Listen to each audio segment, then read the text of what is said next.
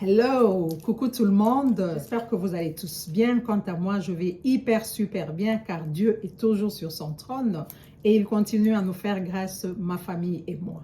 Et j'espère de même pour vous. Alors, ça fait un bout de temps, je vous avais promis de vous faire un live ou encore une vidéo dans laquelle j'allais vous parler d'une partie de ma vie, de quelque chose d'assez particulier, quelque chose d'assez personnel. Eh bien, ce jour-là est là. Today is today. Restez scotchés et je vous en parle. Today is my life story day. Chose promise, chose due.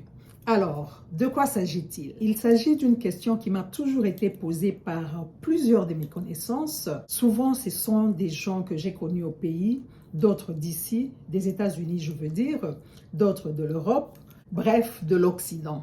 Et même ceux qui sont encore au pays. Les gens me posent cette question sous des formes différentes, mais en tout cas, cette question me revient souvent, mais alors très souvent. Alors, il y en a qui me disent, ouais, voilà, tu avais l'air d'avoir une vie bien au pays. D'autres qui me disent, voilà, ton business, qu'est-ce qu'il est devenu? Pourquoi avoir abandonné un business qui fonctionne aussi bien pour juste aller t'installer aux États-Unis? Et ils n'ont pas tort, c'est vrai. Et je remercie l'Éternel pour cela. Voilà la grande question qui me revient toujours. Pourquoi avoir tout abandonné juste pour aller t'installer aux États-Unis? Pourquoi tout abandonner alors que ça tourne bien pour aller juste t'installer aux États-Unis? Écoutez, je ne me suis pas levée un bon matin et je me suis dit, voilà, je vais aller m'installer en Occident. Non, c'est vrai. J'ai eu à voyager beaucoup dans le cadre du business. J'ai été un peu partout dans le monde. Mais je retournais toujours au pays. Mais qu'est-ce qui a fait que je puisse venir m'installer aux États-Unis? Écoutez mon histoire. Alors, je me suis dit, pourquoi ne pas faire un live ou une vidéo story time? Comme ça, je partage tout cela avec vous. Alors, la réponse est tout à fait simple. Je suis venue m'installer ici aux États-Unis à la recherche d'un avenir meilleur. Pas pour moi donc, je vous explique. Alors, j'ai 4 merveilleux enfants, dont 2 filles et 2 garçons. Il se fait que le cadet est un enfant à special need. Il a ce qu'on appelle la trisomie 21. Alors, qu'est-ce que la trisomie 21? Eh bien, la trisomie 21, c'est un désordre génétique des chromosomes. Alors, chaque chromosome se présente en double, un exemplaire de 2 chromosomes. Mais lorsque, au 21e chromosome, l'enfant a un 3e chromosome, c'est-à-dire au lieu d'avoir un exemplaire de 2 chromosomes, l'enfant en a 3. C'est là qu'on parle de la trisomie 21. C'est juste une mutation de gène, d'accord? Et dans ce cas, cela donne des répercussions sur le développement mental de l'enfant. Ce qui veut dire que he or she might be slow to learn, slow to speak, slow to write, read, even to walk, slow to talk, slow to do things, you know, all those stuff. Il faudrait ici signaler que tous les enfants sont différents. On ne peut pas généraliser un cas sur tous les enfants trisomiques, non. Voilà, en somme, c'est juste une mutation génétique des chromosomes. Ça n'a rien à voir avec la sorcellerie, rien à voir avec le mauvais sort, rien à voir avec tout ça. C'est juste une mutation des gènes. D'accord? Si vous voulez de plus amples explications, vous pouvez aller vous documenter, voilà, n'est-ce pas? Alors, pour le cas de mon fils, nous l'avons su plus ou moins 2 semaines après sa naissance. Et cela à l'extérieur du pays. Ça sera un sujet d'une autre fois, d'accord? Alors, c'est ainsi que nous nous sommes renseignés, nous nous sommes éduqués sur le sujet. Nous avons cherché à connaître et à comprendre exactement qu'est-ce que c'est que la trisomie 21 auprès des spécialistes. Moi, personnellement, j'ai passé 3 mois en Afrique du Sud à faire ce que l'on appelle le counseling. C'est-à-dire, vous rencontrez les spécialistes qui vous prodiguent des conseils, qui vous parlent de la trisomie 21. Vous rencontrez des parents qui ont déjà des enfants avec la trisomie 21, qui vous partagent leurs expériences. Et donc, c'est comme ça que ça s'est passé. Et nous avons cherché à connaître aussi les conséquences, surtout chercher à savoir quoi faire, pour que l'enfant ait une bonne vie. Et donc, nous avons réalisé qu'en fait, il n'y avait pas de bonne structure pour les enfants à special needs, du moins dans le pays où nous étions et surtout dans la ville, il n'y en avait pas.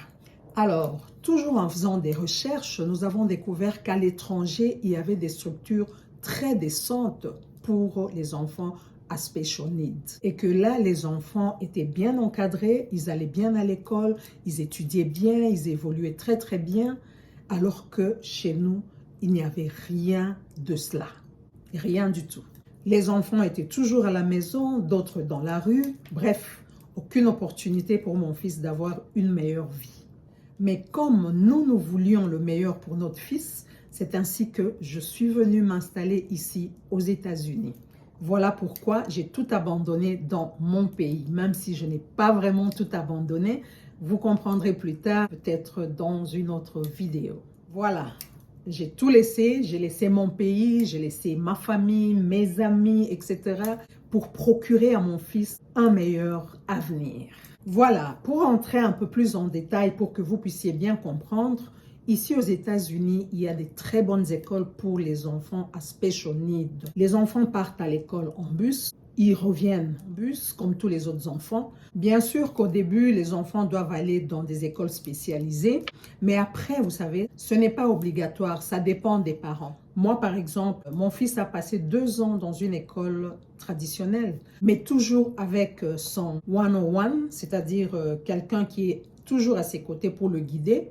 Mais après, il n'avait pas aimé et je l'ai retourné là où il était. Voilà. Donc, ici aux États-Unis, les enfants étudient bien. Ils ont tous les programmes, tous les cours, à savoir mathématiques, français, géographie, histoire, etc. Bref, tous les programmes. Ils apprennent à lire, à écrire, ce qu'il fait d'ailleurs déjà mon fils. Et vous savez, ça dépend d'un enfant à un autre. Mais en dehors de cela, ils ont leur thérapie. Ils font le speech, qui est le parler. Ils font le physiotherapy, les exercices physiques, la gym quoi. Ils font le OT, Occupational Therapy, je ne sais pas comment dire ça en français. Et donc, on leur apprend à être autonome. On leur apprend à s'habiller seul, à se débrouiller seul, fermer les boutons, etc. Bref, on leur apprend à être indépendants. Ainsi, ils peuvent trouver du boulot.